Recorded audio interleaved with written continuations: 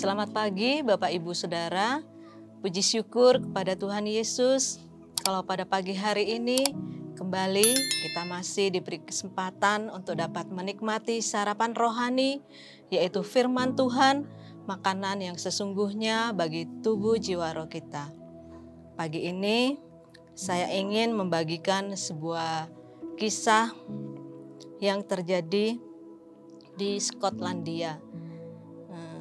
Ada seorang sejarawan dan penulis esai yang terkenal sekali di Skotlandia yang bernama Thomas. Thomas ini menikah dengan sekretarisnya yang bernama Jane. Setelah beberapa tahun mereka menikah, diketahui Jane menderita sakit kanker. Tetapi Thomas tidak memberikan perhatian yang besar terhadap penyakit yang diderita oleh Jane ini. Dia terlalu sibuk dengan pekerjaannya yang harus ia selesaikan. Dan dia tetap mengizinkan istrinya untuk bekerja sebagai sekretarisnya. Akhirnya, suatu saat Jane benar-benar sakit dan terbaring di atas tempat tidurnya.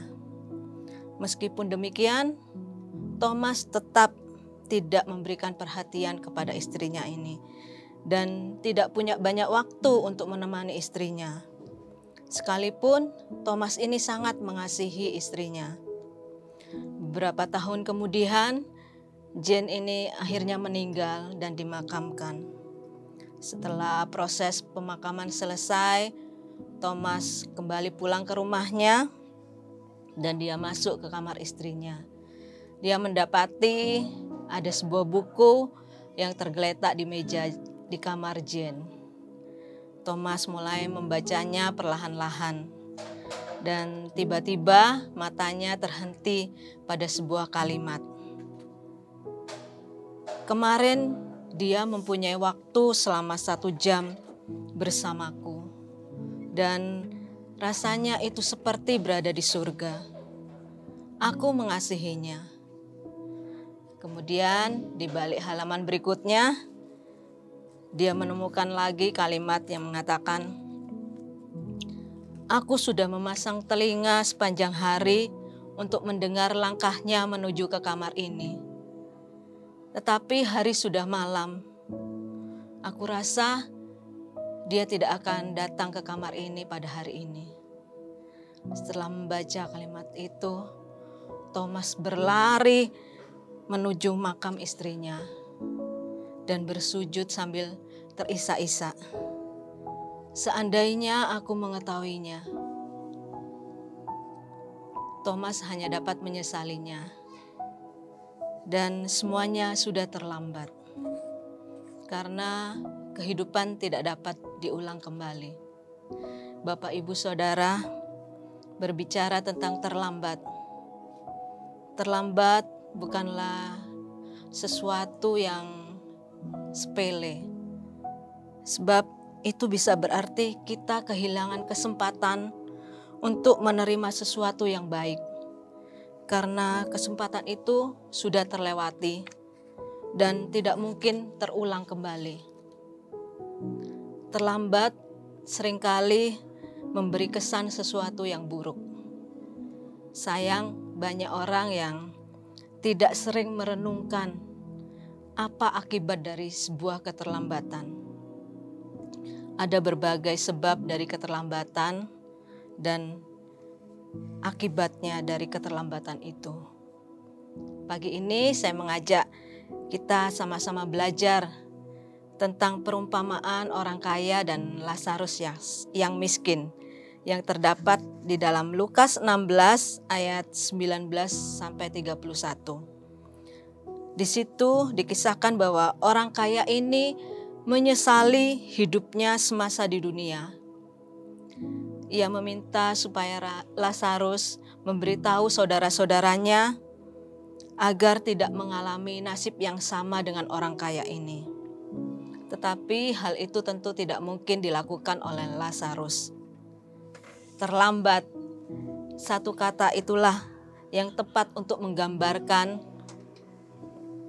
kenyataan yang dihadapi oleh orang kaya ini. Ia terlambat untuk berbuat baik, terlambat untuk mengasihi sesamanya. Ia terlalu sibuk oleh hartanya dan lupa untuk mempergunakan waktu yang dia punya. Sebenarnya ia mempunyai kesempatan. Ia tidak perlu pergi jauh-jauh untuk menunjukkan kasih dengan perbuatan nyata. Karena Lazarus sebenarnya berada di depan pintunya. Orang kaya ini mempunyai kesempatan.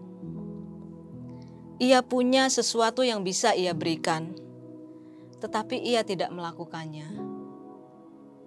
Dan akhirnya ketika semua sudah terlambat, orang kaya ini pun menyesal. Sebuah penyesalan yang tidak mungkin bisa diperbaiki lagi. Bapak, Ibu, Saudara, ketika waktu masih dipercayakan Tuhan pada kita saat ini, mari kita mau pakai waktu yang kita punya untuk kita gunakan sebaik mungkin. Kita akan baca di dalam Efesus 5 ayat 16. Dan pergunakanlah waktu yang ada, karena hari-hari ini adalah jahat. Jadi jangan sia-siakan waktu yang kita punya. Karena kita tidak pernah tahu apa yang akan terjadi di depan kita. Karena itu kita mau benar-benar belajar menghargai waktu dan mengisinya dengan segala perbuatan baik berdasarkan kasih, dan terus memakai waktu yang ada untuk kita belajar lebih dekat, lebih taat lagi kepada Tuhan kita Yesus Kristus.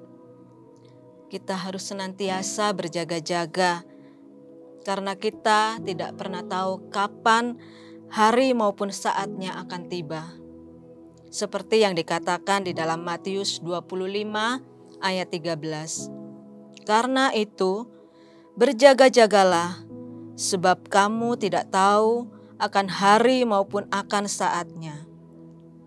Ada begitu banyak yang ditawarkan oleh dunia, yang akan membuat kita tidak lagi fokus dan lupa melakukan apa yang seharusnya kita lakukan sebagai anak-anak Tuhan.